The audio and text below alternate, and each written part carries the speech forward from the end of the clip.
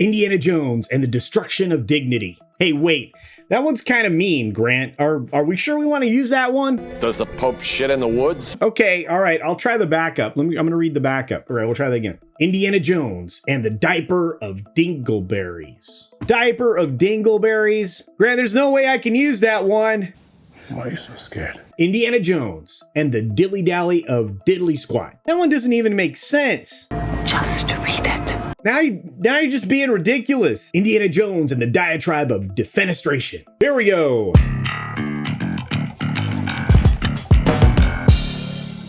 Welcome back to the channel, Rugged Adventurers. Today we're gearing up for the release of Indiana Jones and the Dial of Destiny. That's set to hit theaters on June 30th, and despite the funny jokes that Grant likes to write, I think this isn't going to be that funny at all. And technically this film is coming out pretty soon, although it really does feel like it's been out for a few weeks because everybody's been talking about it, and at this point, nobody's excited for it. So with Independence Day coming up here just in a few weeks here in the United States, July 4th, the movie has the potential at a 5-day play period, a big, long 5-day weekend. And that will give it plenty of time to make its mark. In fact, it's got up to, I guess, technically maybe 12 days before it has ridiculous competition that will definitely dethrone it. The early projections here, which are interesting, suggest that just for the 3 days that are the normal weekend, it could finish out at 60 million. 60 million? Are you sure? Why do you keep asking me these questions? As low as 40? Okay, that doesn't seem right, Grant.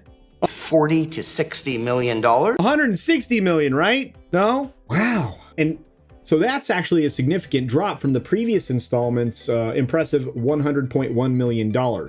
Wait, that was Kingdom of the Crystal Skull. That was 15 years ago. With inflation, that thing opened up to like $141 million. At least, you know, adjusted for today. I don't think Grant did any research on this one. This mother right here. Anyway, obviously this film's really going to tank. Those numbers from 15 years ago are substantial on their 3-day open. Wow. But fear not, okay, because there's much more to uncover here. We've been, parsing through all the trade articles and everything else, getting their information.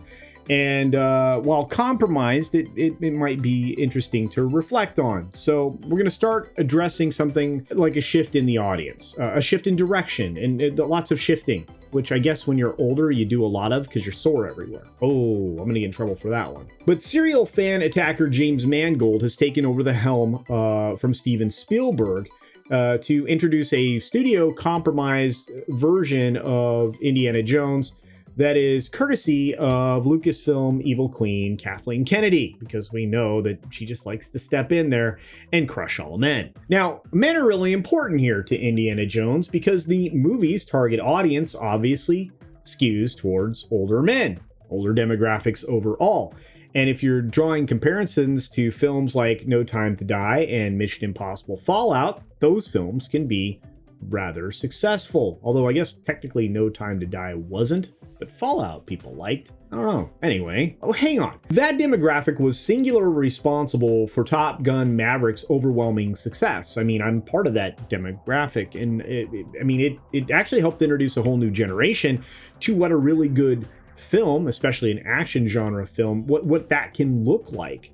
I imagine that you had people going back many times, taking their kids, their grandkids, their nieces and nephews to see that film because it was top notch and something that would really get you excited about filmmaking. So with the allure of a character like Indiana Jones and a 12-day window to supposedly perform within, are younger moviegoers going to see this film, or are they going to wait around for some other potential blockbuster? Now, I don't see one of those on the horizon to rival what this should be. Indiana Jones is a huge box office tentpole, but so is the new Mission Impossible film. It comes out later, doesn't it?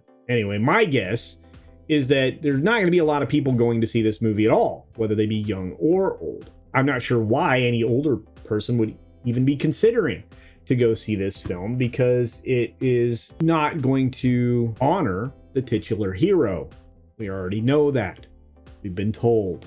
Not to mention the fact that this film has like a $300 million budget at this point, and that's not counting any ancillaries, interest on significant number of loans, reshoots, and of course, marketing, which is an enormous budget in cinema. In fact, numbers giant when it comes to something like this. So this film is starting out in an unenviable hole. I don't think it's one that's destined to crawl out of that hole, especially with numbers like these. And Disney faces the challenge of capturing the attention of a younger audience amidst stiffer competition. You have, of course, Spider-Man Across the Spider-Verse. You have The Flash that might interest some people. That's coming up this coming weekend. I'm not sure how much hang-around power that has, or if it has any legs. Seems like Spider-Man is doing okay. Little Mermaid was a flash in the pan, wasn't it? This means Disney's going to have to kick their marketing into hyper gear, and I don't know that they have the money to do it. In fact, I don't really think they have the money to do much of anything, but we'll save that for the end of this video. And the film's lukewarm reception at Cannes poses an almost insurmountable additional hurdle to the outcome of this film ultimately, which I think the outcome's going to be a flop. But this film is exactly what everybody feared would be coming. All of the fears that the audience had and were attacked for, saying, well, no, that's not what we're doing. Well, it's clearly what you're doing. We've heard about the film at this point. There's a lot of spoilers available from people who saw it and Cannes. They're out there. And while the Crystal Skull installment didn't resonate with everybody, it still managed to achieve a 77% certified fresh rating on Rotten Tomatoes and a barely acceptable B cinema score. B is kind of like a kiss of death, so that film still did pretty good for that. In comparison, the previous film, Indiana Jones and the Last Crusade, garnered an impressive 84% certified fresh rating on Rotten Tomatoes and an A cinema score, which is good. Will Dial of Destiny be able to strike a similar balance between the critics and, of course, the audience itself? Is there going to be some kind of audience satisfaction in this film? So far with the critics, the answer to that is no, and I imagine this will be one of the rare times where the fans will be in agreement with those Cannes critics and probably everybody else to follow. Considering the franchise's history, a $60 million 3-day opening would make it the second best start for an Indiana Jones film. Wait a minute. That's not true. Hey, where did we get that number from? Was it Deadline? Is this wrong? Why are you the way that you are? All right, let's do this right. Adjusted for inflation, Raiders of the Lost Ark made $27 million, $27.7 million in its opening weekend. That was all the way back in 1981. Temple of Doom made $73.9 million in its opening weekend. That was 84. And The Last Crusade made $90 million, $90.5 million if you want to be technical, in its opening weekend, which was in 89. Pretty big numbers. But they had a lot of legs because people went and saw those films multiple times over a long period of time with nearly 30,000 theatrical screenings. And then several years later, we get to Kingdom of the Crystal Skull, which was in 2008. And that film made $141 million in its opening. All of those are adjusted for inflation. Those are facts. They cannot be denied. So in order of what is to be expected, each film actually started with some great numbers. They had a ton of rewatchability and ultimately legs that went on seemingly forever. Now, successively, each one of the sequels earned a little less money when adjusted for inflation, considering that Raiders of the Lost Ark domestically at the end of its run had made $743 million when you adjust for inflation. And as you look down the line, each of those numbers get a little bit less. If you look at the full run, Raiders is on top and Crystal Skull comes up at the end, and everybody in between just falls in line as they were released. And that's not to be unexpected, I should say. Logically, that means not only is this last film going to be disappointing, it will finish last in every category when inflation is applied. Yikes, that is not going to work out for Disney. Now, I've heard some numbers bandied about by folks in my sphere, my fellowship of fellow creators, and they are taking some guesses as to what this film needs to make to be profitable or to break even. I'm going to stick with break even because I think that's like the bare minimum Disney needs to do. And I think I'm going to say this about that.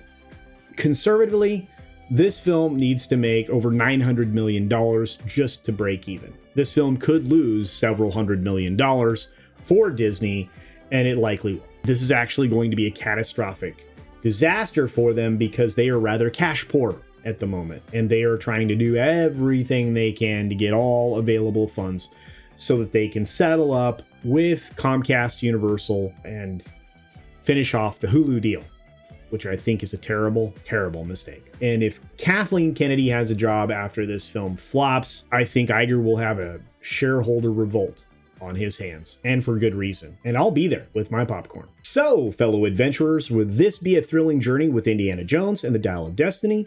Will it conquer the box office like its predecessors?